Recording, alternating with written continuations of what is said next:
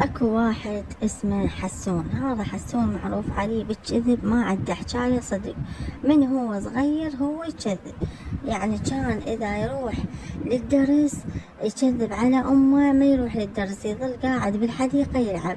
ويوم من الايام شاف استاذة ساحته خلاها عالطاولة، خذاها لعب بيها حسوني. سئل الأستاذ قال له حسون أنت شايف ساحتي؟ قال له لا أستاذ أنا ما شايفها، بس بالحقيقة هو خذاها يلعب بيها، بس ناوي يرجعها بعدين من خاف واحترف. الأستاذ ما صدق لأن يعرفه كذاب، اشتكى عليه عند المدير ودى على ولي أمره وانفضح حسون قدام المدرسة كلها.